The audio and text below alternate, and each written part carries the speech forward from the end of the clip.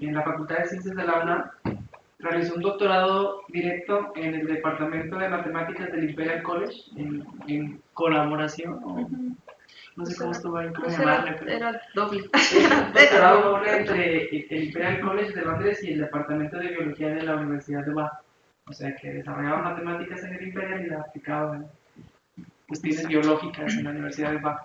Después de su doctorado, bueno, o durante su doctorado, al final realizó una estancia de investigación en el Max Planck de Alemania, en el Instituto Max Planck, en el laboratorio de evolución experimental.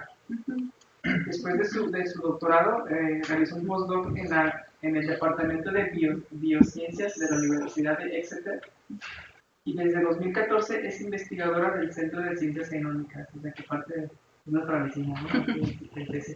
Pues muchas gracias por aceptar nuestra invitación, Nayari, y pues bienvenida, ¿no? Adelante con esto. Pues muchas gracias por la invitación, Víctor, y les quiero platicar hoy como un poco del trabajo que estamos haciendo en el laboratorio de interacciones ecológicas en comunidades microbianas sintéticas. Y entonces un poco, primero el contexto de por qué estamos intentando hacer comunidades sintéticas. Y es que, bueno, imagino que todos saben, pero a últimas fechas el estudio de las comunidades microbianas realmente está como muy en boga, ¿no? Es una cosa que se está dando mucho. En todos los departamentos de biología todo el mundo está intentando hacer comunidades. Y eso es porque, bueno, los microbios, evidentemente los microbios y las bacterias nos han interesado desde hace mucho tiempo y se sabe que son importantes en nuestra vida cotidiana. Ahora, desde que tenemos como ciertas herramientas como la metagenómica y la bioinformática, nos hemos dado cuenta que realmente los microbios y las bacterias nunca están solos, ¿no? Nunca están solos en la naturaleza y que se encuentran realmente en todos lados. Y entonces las comunidades microbianas son terriblemente importantes en el medio ambiente y en la vida diaria. Y entonces regulan muchísimas cosas, esencialmente están en absolutamente todos lados, o sea, las tenemos como, regulan cosas como microbiota de animales, regulan, bueno, están como en todas las raíces de las plantas, regulan ciclos de nitrógeno, regulan ciclos de carbono, y son de las más diversas especies y aparte son muy, muy variadas. Y parte de su variación radica en que bueno, están muy bien diseñadas algunas para estar sometidas a estreses muy altos. Entonces las hemos encontrado también en medios ambientes muy extremos, ¿no? Como donde pues, están sometidas a mucho calor, por ejemplo, a cosas como muy calientes, o a medios ambientes nada más sin oxígeno, medios ambientes muy tóxicos. Y algunas bacterias son muy buenas como para comer y poder hacer como un poco menos tóxicos esos ambientes, ¿no? Entonces, desde que nos damos cuenta de esas cosas, pues es evidente que es necesario el saber, bueno, empezar a conocer las comunidades de bacterias. Entonces, evidentemente una de las más conocidas y una de las más famosas, pues es el microbioma humano, ¿no? Y eso es porque, pues, somos terriblemente antropocéntricos y entonces pues nos interesa mucho qué pasa como en nuestro cuerpo. Entonces se sabe ya que en nuestro cuerpo viven muchísimas bacterias. Tenemos bacterias que viven ahí, o sea, que viven en nuestra piel, que viven adentro de nosotros, tenemos bacterias en el estómago, y esas bacterias no son bacterias malas, ¿no? Como antes se pensaba, sino son bacterias que nos ayudan precisamente y están en simbiosis con nosotros y nos ayudan a tener, a tener vidas normales, ¿no? Y entonces, un poco esa es la motivación de por qué mucha gente está empezando a estudiar comunidades. Evidentemente, las comunidades pues, son conjuntos de microorganismos con interacciones complejas. Y entonces, cuando tenemos interacciones complejas, vamos a tener también interacciones sociales. Y entonces, parte de la complejidad de todo esto, pues es que están expuestos a cambios ambientes súbitos de ambiente, eso es que pueden cambiar muy rápidamente de temperaturas, o pueden cambiar de acidez, o pueden cambiar de muchas de estas cosas. Por otro lado, pues también evidentemente hay una competencia por espacio y por recursos, y esto es porque, porque el espacio es finito, ¿no? Y entonces las bacterias están creciendo y evidentemente va a haber una competencia. Muchas de ellas comen lo mismo, o sea, no todas tienen sus nichos, no todas tienen sus particularidades de lo que comen. Y entonces eso va a ser bien importante, que al final también sabemos que muchas de las bacterias que tenemos están en constante competencia, ¿no? Y eso es lo que va a modular cómo son las comunidades. Entonces, también hay una heterogeneidad espacial y estructural, y entonces también eso es bien importante, porque en general, es más, el estudio, o sea, como que en un laboratorio de microbiología, la tradición es entender las cosas de manera homogénea. ¿no? Y entonces lo que hacemos es simular medios ambientes para que sean homogéneos en temperatura, homogéneos en aireación, o sea, en oxigenación, los movemos y hacemos todas esas cosas en el laboratorio. Y eso es evidentemente porque es mucho más simple, pero la realidad es que que hay, bueno, hay una estructura espacial muy compleja en el cuerpo humano, ¿no? Y entonces esto es mucho más complejo de lo que pensamos. Y por otro lado, también sabemos que hay interacciones metabólicas. Y eso quiere decir que cuando, cuando un microorganismo y otro están juntos, entre ellos las interacciones no van a ser lineales. ¿Y a qué me refiero con eso? Pues es que algunos van a estar, bueno, uno se va a dar cuenta de la presencia del otro y va a empezar a hacer cosas distintas, ¿no? Y entonces al final las comunidades funcionan como un todo y entonces en ese todo tienen que ver qué funciones hacen y qué no. Y eso se va a tener que empezar a regular de manera dinámica. Y entonces, en particular, lo que a mí me interesa y lo que trabajamos en mi laboratorio son antibióticos, ¿no? O sea, me interesa cómo afectan los antibióticos las distintas bacterias. Y entonces, en particular, pues en una comunidad microbiana, lo que me importa es cómo es el impacto de estos antibióticos en una comunidad microbiana compleja. Pero bueno, este es un problema, como lo pueden ver, bien complicado. Y entonces, a mí me da un poco de miedo siempre saltar como esos problemas muy complicados, ¿no? Entonces, como les decía, esto se ha estudiado mucho últimamente con técnicas de metagenómica. Y lo que hacemos con la metagenómica es que tomamos muestras de una comunidad a un cierto tiempo, mandamos secuenciar y entonces a partir de la secuenciación lo que podemos hacer es identificar el tipo de bacterias que hay ahí. Entonces podemos medir abundancias relativas, podemos saber qué bacterias hay, pero en un tiempo en particular, ¿no? Y entonces la metagenómica ha cambiado mucho precisamente, o sea, ha revolucionado el cómo vemos las comunidades, pero a mi punto de vista tiene un defecto, y es que no podemos ver la comunidad de manera dinámica, porque solo vemos un momento del tiempo, y eso, o sea, bueno, pensar que así es como está la comunidad durante todo el tiempo, pues es un poco general, ¿no? Y entonces le falta, o sea, según yo, esos estudios de metagenómica, lo que deberíamos poder ver es hacer como, por ejemplo, un time-lapse de metagenómica, ¿no? Para ver precisamente cómo cambian las dinámicas, cómo cambian las proporciones, y también lo que no nos da la metagenómica, aunque sí se ha intentado, y hay muy buenos intentos haciéndolo, pero son las interacciones entre todos estos distintos microbios, ¿no? Y entre otras cosas, lo que también sabemos es que las interacciones microbianas las definimos como interacciones de pares. Y entonces, en general, esta es la manera en que estamos dividiendo las interacciones microbianas. Entonces, vamos a definir una interacción microbiana en cómo afecta a un individuo, cómo a un individuo le afecta la presencia del otro, ¿no?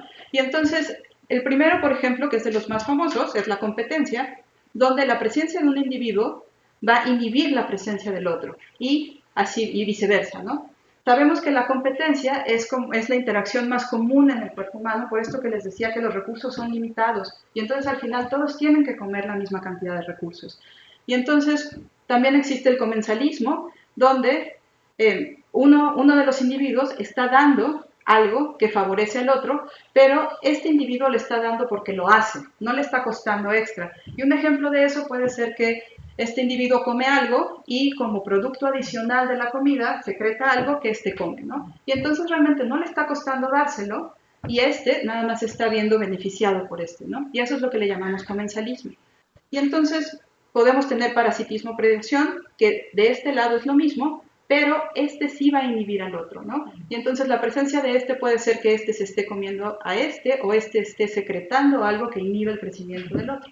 Y entonces la más famosa que tenemos y la más interesante desde muchos puntos de vista, pues es la cooperación, donde la presencia de un individuo está beneficiando al otro y viceversa, ¿no? ¿Y por qué es la más interesante de todas? Porque si todas las interacciones fueran esencialmente de competencia, cuando evolucionamos una interacción de competencia, lo que va a pasar es que siempre va a ganar uno encima del otro. Y entonces al final vamos a tener una extinción de uno. Eso no es lo que vemos realmente en las comunidades. Encontramos comunidades microbianas en todos lados. Y entonces tienen que existir absolutamente todas estas, ¿no? También tenemos la interacción neutra, donde la presencia de un individuo no le importa realmente al otro, ¿no?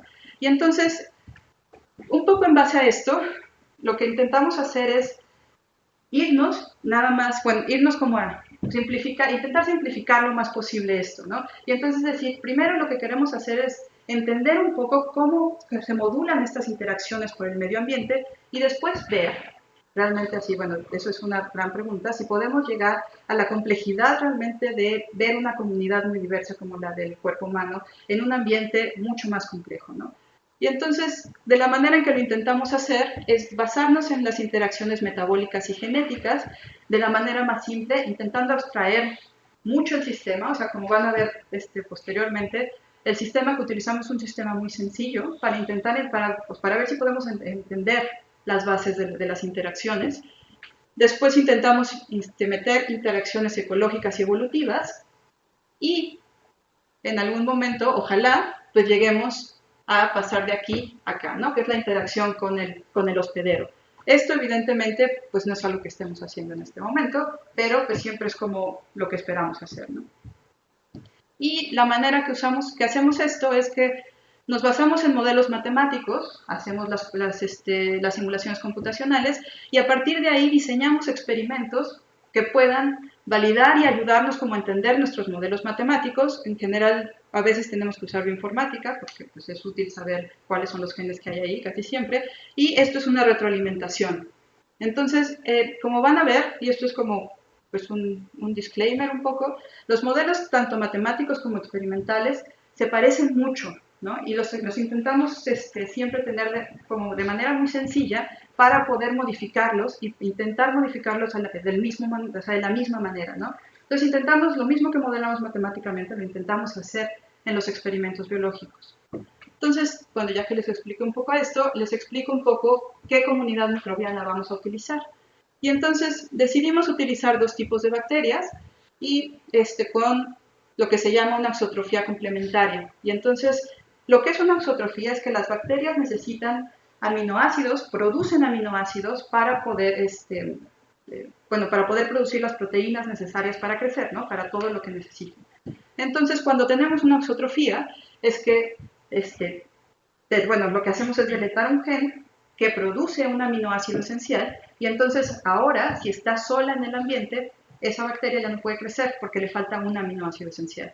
Entonces lo que hacemos es que tenemos dos de esas, donde a esta le falta el aminoácido esencial rojo, a esta le falta el aminoácido esencial verde, pero esta puede generar el rojo y esta puede generar el verde. Entonces en ese sentido, estamos haciendo aquí una interacción de cooperación y es algo a lo que le llamamos mutualismo obligado, porque para que puedan crecer tienen que estar forzosamente juntas, ¿no? Si las separamos, colapsan las dos. Y entonces este es el sistema que vamos a utilizar.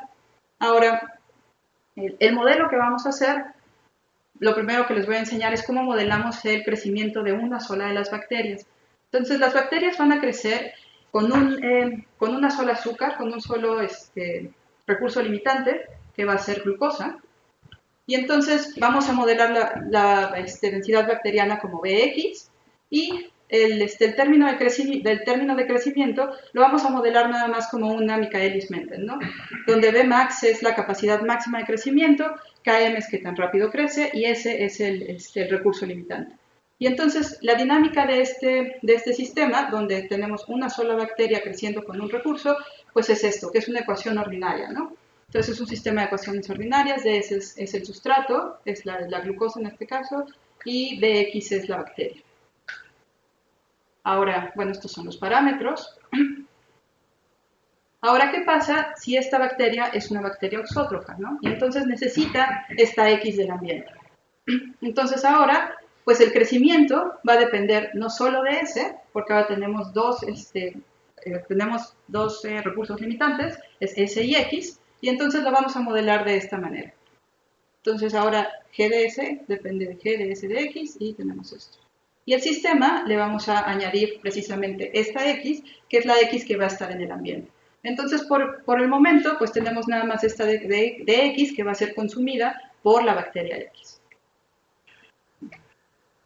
Ahora, un poco cómo se ven estos modelos y los experimentos y Cualitativamente, más o menos, ¿no? Cualitativamente se ven bastante bonitos. Esto es la parte del modelo, esta es la parte experimental con distintas, bueno, en el eje X tenemos tiempo, estos son curvas de crecimiento, donde en el eje Y tenemos densidades bacterianas y en el eje X tenemos tiempos. Entonces esto es cómo va creciendo una bacteria con respecto del tiempo, y lo que asumimos es que cuando llegan en el plató, pues es que se acabó el recurso, ¿no? El recurso es finito. Y entonces, bueno, más o menos se ven bien. Ahora, lo que queremos modelar es cuando esta BX produce el aminoácido faltante. Bueno, produce el otro aminoácido. Entonces ahora vamos a añadir esta beta X, que va a ser producida por X, y tenemos el aminoácido Y. Y ahora, si modelamos esta parte, la parte de arriba del consorcio, donde beta X va a producir Y, y después beta Y va a comer Y, y las dos están comiendo recurso, pues ahora ya tenemos una ecuación para S, una ecuación para S donde está comiendo beta X, está comiendo BX, perdón, y BY. Tenemos una ecuación para Y que va a ser donde está, BX está produciendo BY y BY está consumiendo Y. Y ahora tenemos BX que crece con respecto de nada más comiendo S, y tenemos a BY que lo que va a pasar es que ahora va a comer, va a depender del crecimiento de S y BY. La primera está mal, ¿verdad? ¿Perdón? La primera está mal, ¿verdad? ¿Está? Ajá. ¿Por qué? Sí, no. DS de X por BY. ¿Con más la primera, el primer término? Ah, no, sí, tienes toda la razón. Hay un menos. Sí. Esto, sí, las dos están comiendo. Creo que va a estar mal en todas las demás. Muy bien, sí está mal. Y entonces, lo que también lo que va a pasar es que BX, que está produciendo Y, pues va a tener un costo de producción de Y, ¿no? Al final, producir estos aminoácidos es costoso, y entonces va a tener lo que le llamamos un fitness menor. Y un fitness menor nada más es que va a tener una densidad bacteriana menor con la misma cantidad de recurso que el otro. ¿Okay? Y entonces ahora, pues vamos a tener el modelo completo, donde BX produce Y, BY produce X y se comen, ¿no? Mutuamente. Y entonces aquí, como bien dijeron ya, tienen menos, pero bueno, entonces tenemos otra vez la de S, ahora tenemos la de X, donde es producida por BY y consumida por BX, y la de DY, que es producida por BX, comida por BY, y las dos densidades bacterianas, ahora sí donde los crecimientos dependen de S y de X, ¿no? Donde entonces tenemos dos recursos limitantes. Y entonces estas son como un poco las simulaciones numéricas de cómo se ve un cocultivo, ¿no? Y un cocultivo es, los ponemos juntos, los ponemos en una proporción igual, 50-50, 50% de uno y 50% de otro al principio, y entonces esto es tiempo y estas van a ser densidades bacterianas, ¿no? ¿Tienen el mismo tiempo de replicación? Las bacterias, en general, sí, pero varía un poco por la producción del aminoácido. Entonces, ahora lo que queremos ver es, lo primero que queríamos checar es si esta interacción dependía de la estructura poblacional, porque al final en las comunidades, pues no siempre las cosas no siempre empiezan 50% de una y 50% de otra. Y entonces lo que hicimos fue simular como toda esta curva, con la misma cantidad de azúcar, donde esta es densidad bacteriana, con distintas proporciones iniciales de las dos bacterias. Entonces aquí empezamos con 90% de una y 10% de otra, y aquí con 10% de una y 90% de otra, y entonces todas, bueno, y tenemos toda la curva, ¿no? Esta es ya la simulación de los tiempos finales, y entonces lo que vemos, pues es que se maximiza, la densidad bacteriana se va a maximizar más o menos, o sea, aquí sí es más o menos en el 50-50, pero es bien distinta con todas las distintas estructuras poblacionales. Entonces, lo primero que podemos ver es que la estructura poblacional realmente afecta qué tan bien está la comunidad, ¿no? Qué tan bien está creciendo la comunidad. Y entonces, lo que hacemos es, queremos tener como una medida de eso, y lo que hacemos es que definimos precisamente la desviación sobre la aditividad, y es que si las bacterias crecieran, si no tuvieran ninguna interacción, si las pusiéramos juntas, pues crecerían en esta línea, ¿no? Pero precisamente, si tienen una interacción, estas flechas nos van a decir la interacción, ¿no? Y entonces vamos a tener esta medida. Y lo que pasa es que lo que queremos son precisamente medidas de cómo definir qué tan bien están cooperando las bacterias o qué tan bien están interaccionando. Entonces, esta es una primera medida que tenemos, que es la desviación sobre la aditividad. ¿Por qué no se les olvida la población inicial? ¿Cómo? ¿Por qué no se les olvida la población inicial? ¿Cómo que no se les O olvida? sea, yo esperaría que si hay pocos azules, Ajá. los rojos no pueden crecer tan rápido porque no tienen el aminoácido que requieren. Pues es que ahí es una cuestión como de qué tanto, o sea, los aminoácidos, y eso es parte de lo que es muy bonito de todos estos sistemas, es que no tienen el mismo costo de producción, por ejemplo, entonces los costos son asimétricos. Y entonces hay una bacteria que requiere más de la otra, por ejemplo. Pero los costos no son los mismos en todas tus gráficas. Bueno, sí, en Yo este entendí sí. que cambiaste la condición inicial. Sí, nada más cambié la cantidad, pero o sea, el costo nada más va a afectar qué tanta bacteria, bueno, le va a afectar a las bacterias que están aquí, ¿no? O igual no entendí tu pregunta. O sea, si el costo para Ajá. todas las gráficas es el mismo, Sí. ¿por qué se estabilizan en niveles distintos? Ah, en realidad eso es porque no es un sistema evolutivo todavía, porque tiene la misma cantidad de glucosa, ¿no? Y entonces nada más dejamos que crezcan y se estabilizan. Lo que es probable es que si van a llegar a un punto de equilibrio, se les acabó la glucosa. se les acabó la glucosa, sí. No Es que es esto, y ya no le estoy suministrando más glucosa. Si le suministrara más glucosa, llegarían a un equilibrio, ¿no? Y entonces eso sí no lo hemos hecho todavía. Pero por eso se estabilizan ahí, sí. Pero bueno, entonces ambas tienen el mismo costo de producción. No. ¿No? No, los aminoácidos tienen costos de producciones distintos. Ahí, en el gráfico. Sí, sí, sí. Entonces, como vamos a definir precisamente qué también crecen, es mediante esta ecuación, mediante la densidad relativa. Y la densidad relativa va a ser qué tan distinto va a ser el cocultivo con respecto a los monocultivos con cierta cantidad de aminoácidos, ¿no? ¿Se acuerdan que los monocultivos no crecían si no tenían aminoácido? Pero ¿qué pasa si les ponemos un poco de aminoácido? Y entonces esta diferencia vamos a decir que va a ser una interacción positiva. Si la densidad relativa es positiva, quiere decir que crecen mejor juntos que separados, ¿no? Y entonces, lo primero que vamos a ver es que si tenemos esta desviación de la aditividad, bueno, ¿qué pasa? Antes les había hablado todo del sistema sin aminoácidos suplementados, ¿no? Ahora, ¿qué pasa si a este sistema le empezamos precisamente a suplementar aminoácidos, ¿no? ¿Qué pasa si metemos los aminoácidos? Entonces, lo primero que va a pasar, y pues se nos ocurre, es que ¿se acuerdan que les había dicho que era un mutualismo obligado? Pues ya dejar de ser un mutualismo obligado, ¿no? Porque ya van a tener los aminoácidos que tienen. Una pregunta. Sí. Nos habías mostrado una gráfica en donde calculas qué tan densa sería la población si Ujú. crecieran ambas por separado. Sí. En ese caso, Ambas ¿dices por- que es un mutualismo no. obligado? Ambas por separado no. Esta, ¿no?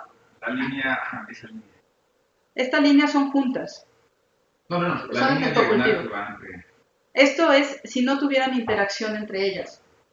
Ok, pero necesita la interacción para poder vivir, entonces, ¿cómo...?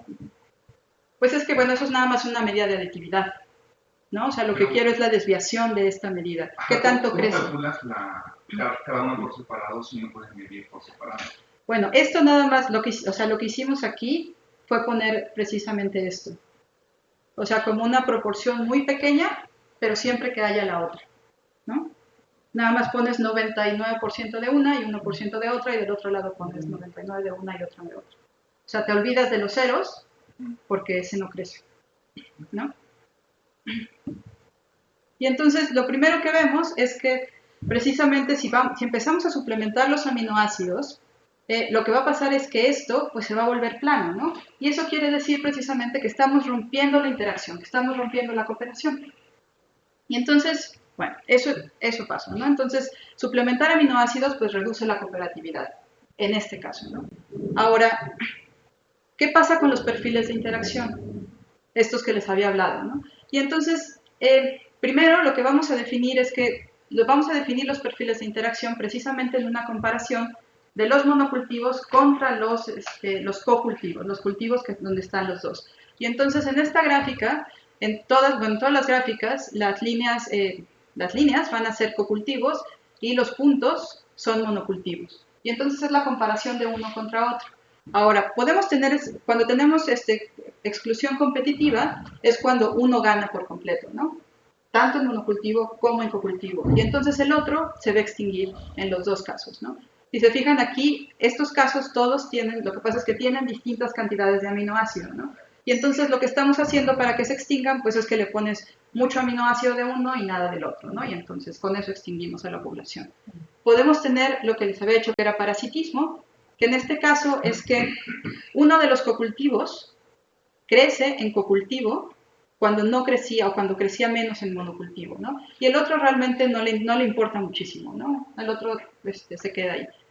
Podemos tener mutualismo, y cuando tenemos mutualismo es cuando las dos bacterias crecen mejor en cocultivo que en monocultivo, entonces les está conviniendo estar juntas. Y por último podemos tener la competencia, donde las dos bacterias crecen menos, evidentemente en cocultivo, que en monocultivo, ¿no? Aquí es cuando les digo que si hiciéramos un experimento evolutivo, o sea, si le siguiéramos poniendo azúcar, lo que va a pasar es que a una se va a extinguir. Va a pasar exactamente lo mismo que acá, ¿no? Entonces, Sí. cada una de ellas son nos variando La cantidad de aminoácido que le estamos suplementando al ambiente. Exacto. O sea, ya sea que le suplementemos L o F, ¿no? Y aquí están los números, ¿no? Y con eso, lo que podemos hacer ahora es lo que llamamos un checkerboard, que lo que vamos a hacer ahora es que vamos a variar en la simulación de 0 a 2 con muchos niveles de uno de los aminoácidos y con muchos niveles del otro de los aminoácidos, ¿no? Entonces lo hacemos para y definimos los perfiles de interacción y lo hacemos para también la densidad relativa. Y entonces, como pueden ver, lo que vemos es que en estas zonas moradas la densidad relativa es más alta, lo cual quiere decir que cooperan mucho mejor, son interacciones positivas, les va mucho mejor juntos que separados. En cambio, cuando están en esta parte, pues les va peor estar juntos que estar separados, ¿no? Y hay unas zonas, las zonas grises, son zonas realmente donde colapsa la población o donde están en competencia, ¿no? Donde eventualmente van a colapsar, sí. ¿Y es constante la cantidad de aminoácidos que se está agregando? No, es al principio también. Todos estos son experimentos finitos, ¿no? Todo se lo adhieres al principio, tanto el aminoácido como la cantidad de glucosa, ¿no? Y entonces es nada más, pues es como si fuera un día, ¿no? Entonces, bueno, lo que tenemos es que, o sea, lo que pueden ver aquí es que al final de cuentas son los mismos, es decir, las mismas bacterias.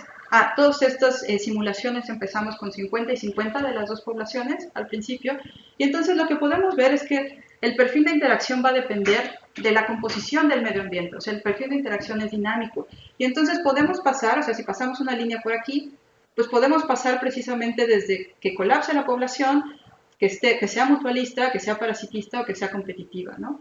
Y entonces, bueno, todo el punto es que en el transcurso de la vida de las comunidades, pues podrían pasar precisamente por todos estos en periodos de tiempo, ¿no? Y entonces, lo primero que nos dice esto es que realmente las comunidades están interaccionando de manera dinámica. O sea, no es que una comunidad esté cooperando todo el tiempo o una comunidad esté compitiendo todo el tiempo, ¿no? Esto puede cambiar dependiendo de la composición de cómo es el ambiente. Y el ambiente se puede componer por muchísimas cosas, ¿no? Hasta por cuestiones, pues no sé, o sea, como por temperatura, o cambia el pH, o comes cosas, y eso cambia los nutrientes que hay. Entonces nos gustó mucho esto, y después pues nos fuimos a hacer precisamente la parte experimental del asunto, ¿no? Y todo esto fue hecho por Daniela Reyes, que anda aquí, que es una estudiante de doctorado y es parte de su tesis de doctorado. Y entonces lo que hicimos ahora fue escoger escoger células auxótrofas de Escherichia coli, ahora sí, del Keio Collection. Y el Keio Collection, no sé si lo conozcan, pero es una colección bien bonita de Escherichia coli, que es comercial, y lo que hicieron fue hacer knockouts, deletaron todos los genes esenciales que había en el coli. Y entonces tenemos una librería gigantesca de genes esenciales deletados, ¿no? En particular, pues nosotros tomamos 9 que tenían auxotrofías aminoácidos. Y entonces, lo primero que hicimos, en un medio mínimo, y por medio mínimo nos referimos a que solo les dimos glucosa, ¿no? El medio mínimo lo único que es un buffer que tiene un cierto nada más para que el pH sea adecuado, y lo único que tienen es glucosa. Entonces, tomamos estas 9 auxotrofías e hicimos esta matriz donde lo que queríamos ver era cómo eran las interacciones de todos los aminoácidos. Cada una de estas es densidades ópticas en el eje Y y en el eje X son distintas proporciones iniciales. Y entonces Daniela, que hizo un trabajo gigantesco haciendo todas estas cosas, bueno, hicimos esto y nos dimos cuenta que, bueno, en realidad hay de todo tipo de interacciones, ¿no? O sea, hay aminoácidos que tienen interacciones cooperativas, que tienen interacciones positivas, y hay otros que tienen interacciones totalmente planas, ¿no? Entonces, escogimos, en particular que tenía una interacción cooperativa muy bonita, donde escogimos la autotrofía a leucina y la autotrofía a tirosina. Entonces, esto ya es el modelo ahora sí parametrizado para estas auxotrofías, para leucina y tirosina, y los datos experimentales, ¿no? Entonces, estas de las gráficas de población inicial en el eje X y la desviación de la aditividad en el eje Y. Entonces, más o menos cualitativamente el modelo se está comportando más o menos igual. Evidentemente siempre las realidades no son los modelos, pero eso no lo podemos evitar, hay mucha más diversidad, hay mucho más ruido biológico, ¿no?, que en un modelo. Entonces, cuando hicimos los checkerboards, este fue el resultado, y en el eje X variamos las concentraciones de tirosina, en el eje Y las concentraciones de leucina, y este es el mismo, en realidad este es el mismo checkerboard, solo pues, en 3 dimensiones, nada más para que se observen precisamente qué tan grande es la densidad relativa, ¿no? Entonces, aquí, en esta parte, tenemos que la densidad relativa es mucho más alta, entonces sí hay periodos de cooperatividad, ¿no? Sí hay momentos donde esto se comporta como un sistema mucho más cooperativo.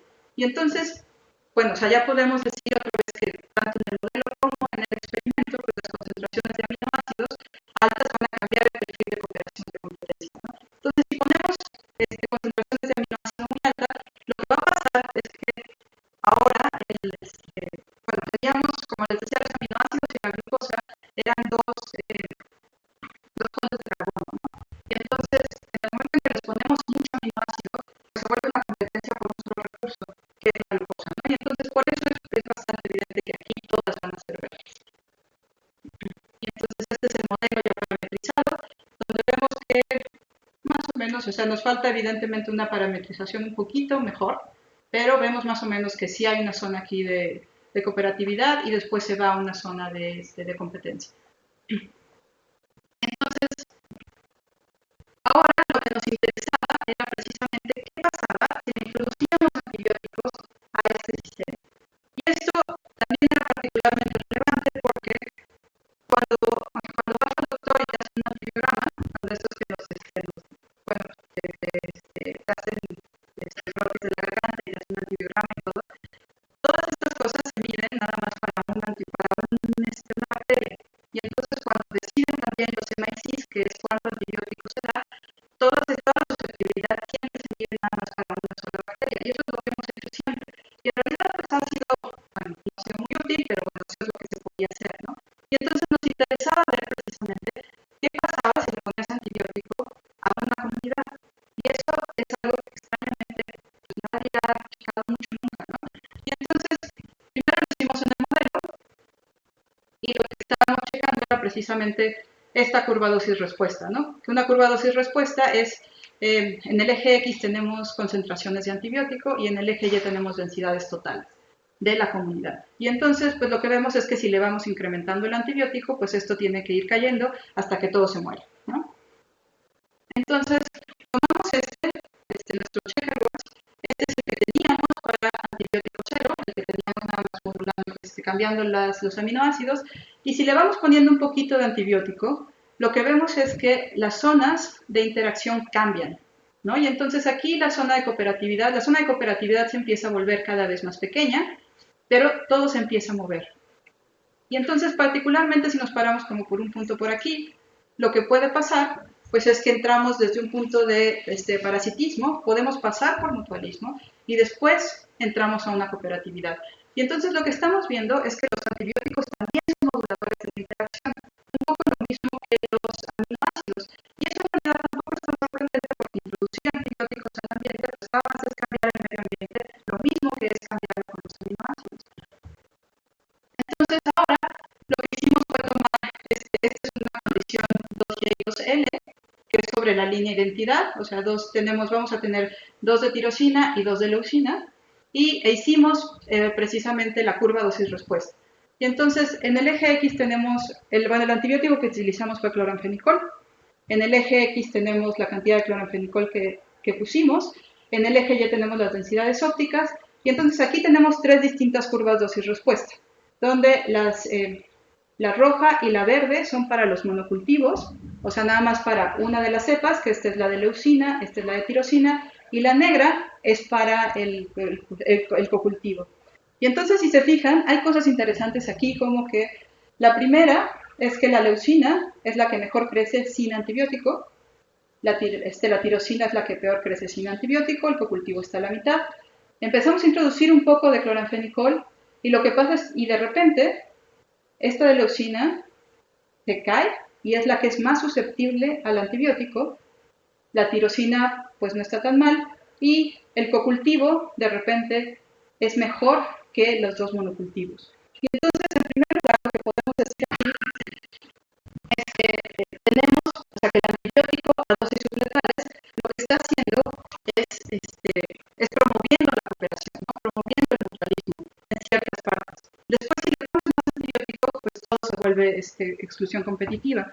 Entonces, aquí lo que nosotros pensamos, y nuestra hipótesis primero, pues era que era muy susceptible, y entonces lo que iba a pasar en el cocultivo, como tenía aminoácido añadido, es que habíamos matado toda esta, y el cocultivo en esta parte pues ya no era un cocultivo, sino nada más teníamos una de las cepas. Entonces lo que hicimos, lo que hizo Daniela fue mandarlo todo a citometría de flujo, contamos células finales en el final del experimento de citometría de flujo, y estos son los resultados. Entonces, el pie, evidentemente el rojo es esta cepa y el azul es esta cepa.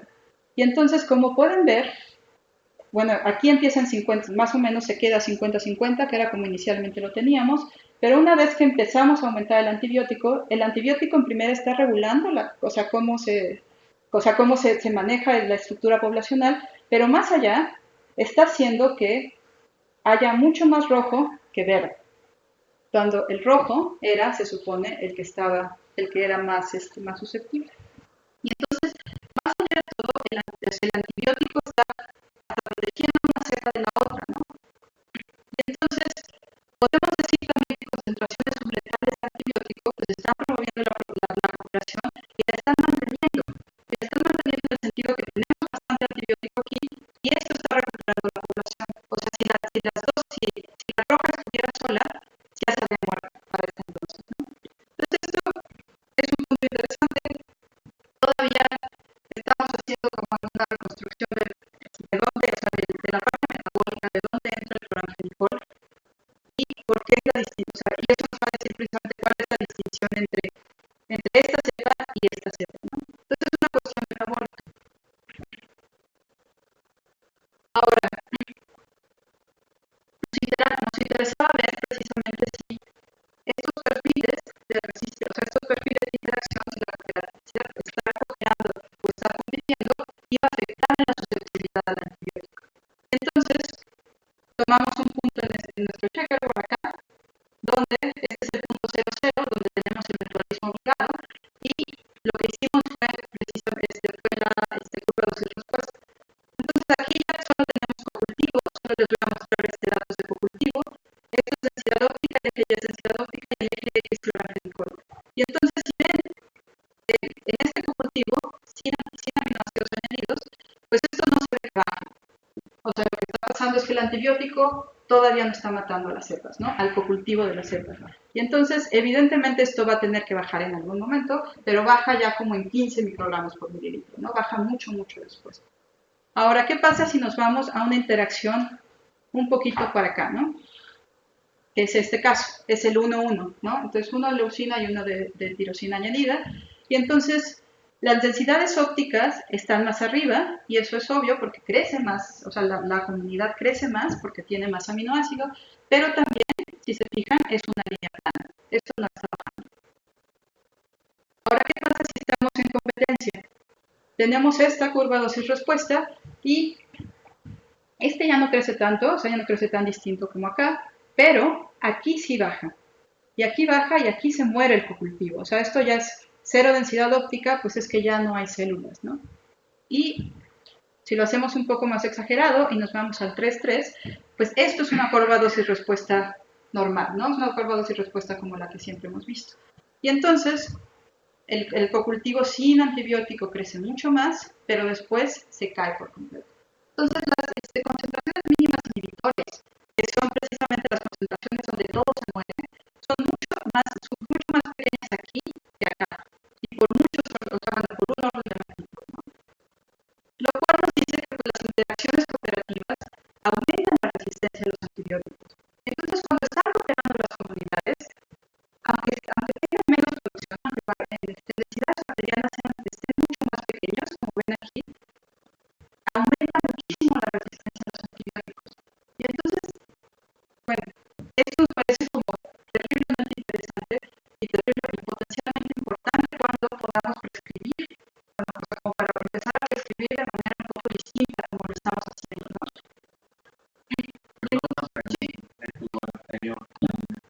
De esta, ¿Por qué la segunda que tenía barra de volumen no esta, porque es ruidosísimo. Nada más, porque ese tipo de reacción en particular para los sitios, ¿no? no, esto es que bueno, no son tan grandes según lo que vemos, son 8 réplicas. O sea, tampoco son tan pocas réplicas. O sea, eso sí es variación nada más del experimento. Hay experimentos que salen mejor que otros.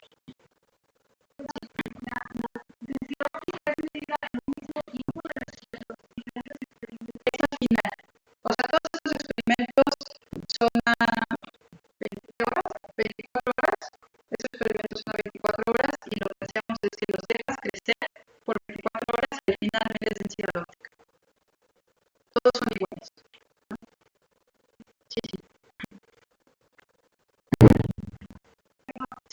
Puede ser que la tasa de crecimiento haya cambiado, la curva ya sea con diferentes tendencias. Pero lo que puede ser es que estén en arresto, por ejemplo, ¿no? O sea, que crezcan un poco y después dejen de crecer, porque hay más antibiótico, ¿no? O sea, este antibiótico en particular es un antibiótico bacteriostático, que lo que hace el antibiótico bacteriostático es que en vez de matar a la célula, nada más decrece precisamente su velocidad, ¿no? Entonces, puede ser eso, y aún así, o sea, pero aún así, la diferencia entre esto y esto es muchísima, ¿no? O sea, porque es la misma cantidad de antibiótico. Y estamos empezando con la misma cantidad de células. Y entonces, bueno, nada más como para concluir, pues es que las interacciones corporales en una comunidad son dinámicas, dependen del medio ambiente, o sea, no están fijas en lo más mínimo.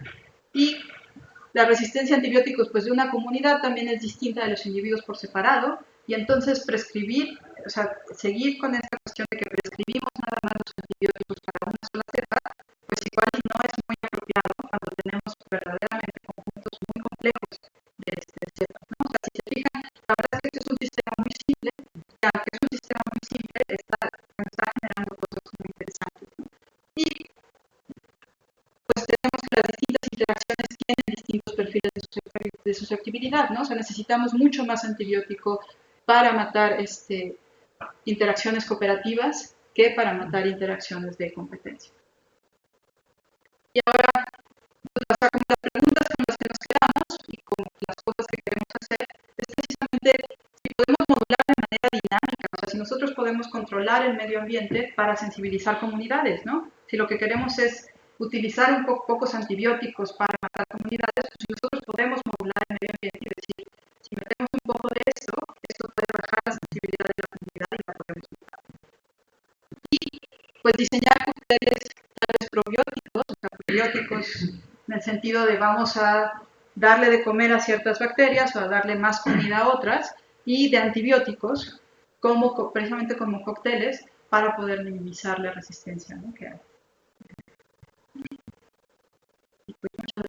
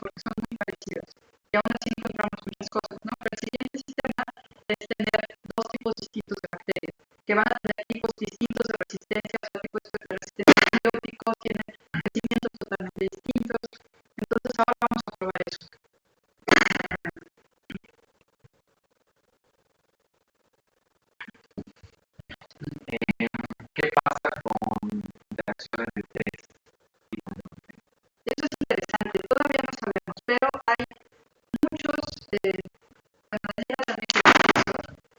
hay muchos trabajos que están enfocándose y han tenido bastante buena recepción, donde dicen que con interacciones de 2 se pueden predecir interacciones de 3, de 4, de 5. Y los están probando ahorita, pues.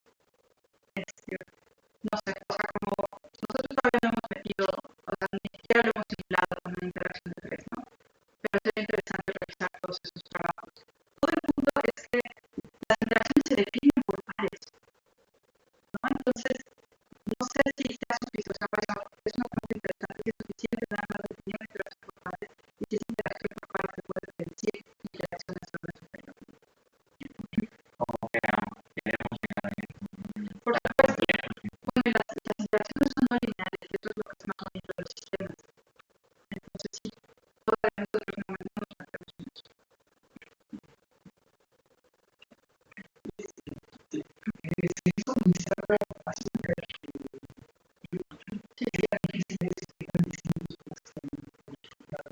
Pues mira, lo que pasa es que o sea, tenemos un sistema, estamos desarrollando un sistema precisamente de medios continuos, donde suministras azúcar todo el tiempo y puedes suministrar aminoácidos todo el tiempo. En general, estas en particular son muy inestables. Entonces, lo que queremos es que se nos va a colapsar muy rápidamente el sistema. O sea, realmente el equilibrio estable del sistema, sin aminoácidos añadidos, es el colapso. No son estables. Entonces, en realidad, por eso empezamos, o sea, todo esto empezó porque queríamos hacer eso y por eso empezamos a añadir aminoácidos para intentar estabilizar el sistema. Entonces, o sea, al final creemos que podemos forzar el sistema para ser estable, pero por medio de aminoácidos. Sin aminoácidos, este sistema particular no es estable. Pero hay una discusión muy buena en cuestión de comunidades, de que los sistemas no son estables precisamente, las comunidades no son estables en cuestión de individuos. Entonces cambian todo el tiempo y eso es un poco, no es el problema, pero es un poco la cuestión de la metagenómica. O sea que los individuos no son importantes en las comunidades, sino son las funciones. Y entonces la estabilidad está entrada en términos de funcionalidades y no en términos de individuos. Y hay muchas funciones redundantes en los individuos.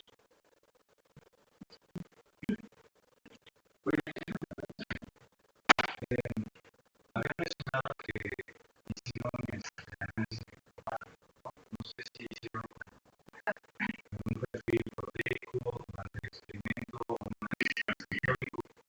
Bueno, mi duda va hacia que si nosotros tenemos los organismos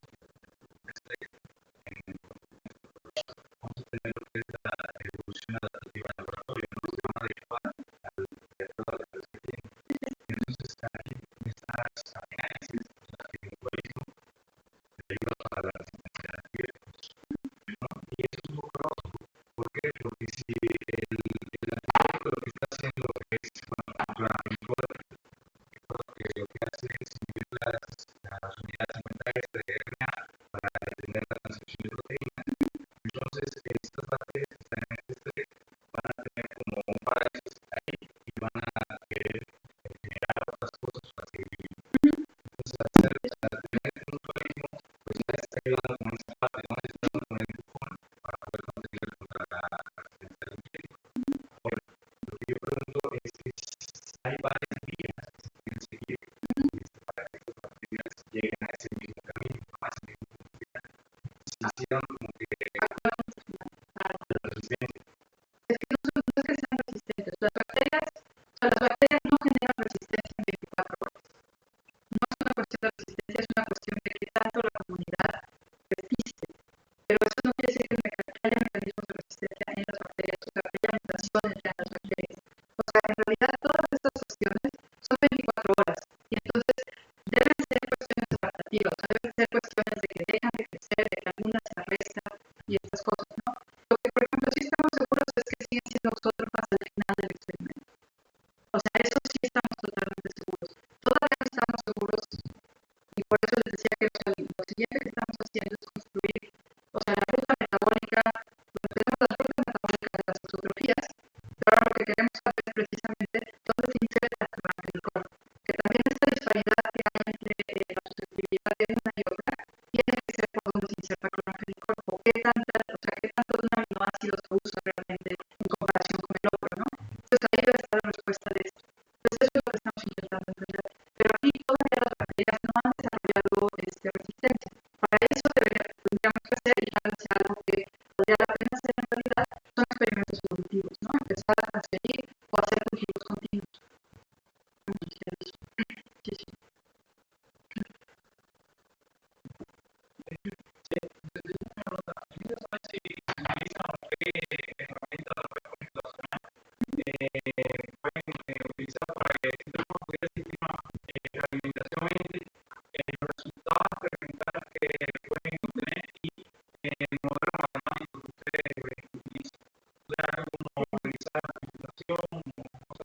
¿En qué sentido, perdón? O sea, como...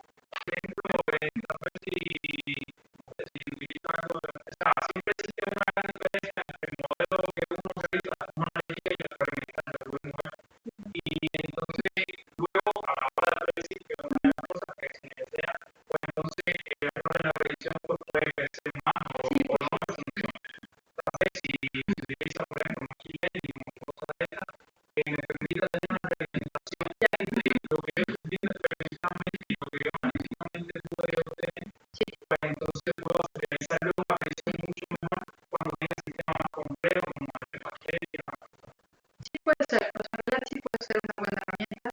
Lo único es que en general ahí pierdes un poco, o sea, como el aprendizaje que le estás metiendo, ¿no? Al modelo y lo que estás sacando del modelo.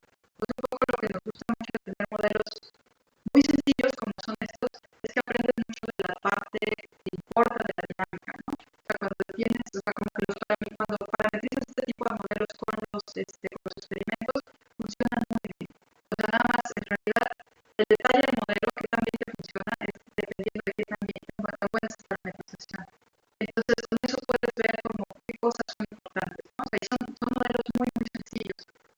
Y cuando haces machine learning y todas estas cosas, es informativo en la cuestión de que te puede predecir el modelo, te puede predecir el experimento, pero a veces no sabes por qué te está prediciendo el experimento, ¿no?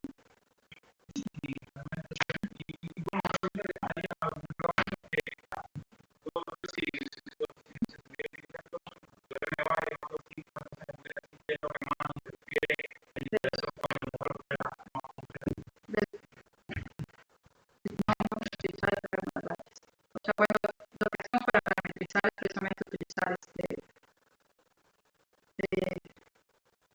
o sea, utilizamos métodos bayesianos para parametrizar, ¿no? Para encontrar los mejores, como los grupos que más se acercan. Lo que parametrizamos en realidad son las curvas de crecimiento humano, para obtener Vmax y Km, ¿no? Y esos los utilizamos con métodos bayesianos. Entonces lo que te dan son familias grandotas de parámetros que puedes utilizar. Pero sí, no sé qué más decir.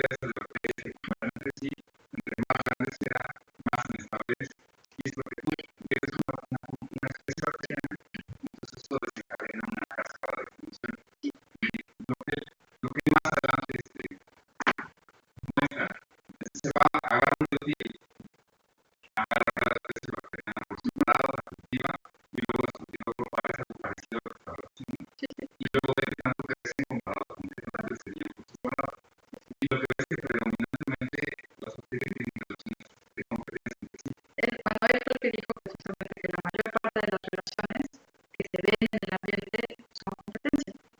Sí. Y esto es bastante evidente, ¿no? Porque al final los sustratos son finitos, el espacio es finito,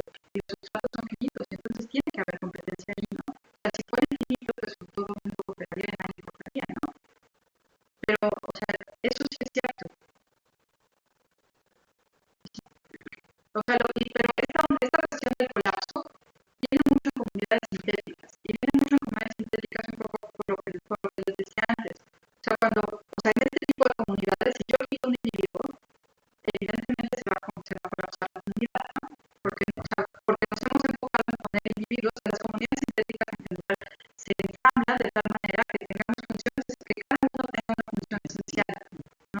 Se ha visto en la microbiota que eso no pasa, o sea que es más, cuando quitas una bacteria, lo que puede pasar es que alguna otra empiece a hacer, la misma función o que ya la hacía, y entonces por eso son robustas las comunidades. Todo el punto de las comunidades sintéticas pues, es que no las hemos hecho suficientemente robustas, no es bien difícil, en realidad es complicadísimo generar comunidades estables en el laboratorio, y comunidades que en serio las puedas dejar mucho tiempo y sean robustas, ¿no? Es complicadísimo, muy poca gente lo ha podido hacer. Generar las comunidades estables lo que hacen es que las sacas del medio ambiente y puedes, creces algunas de las bacterias y estas son las que más mejor funcionan. Pero así de biología sintética empezar a poner así como de ecología sintética, empezar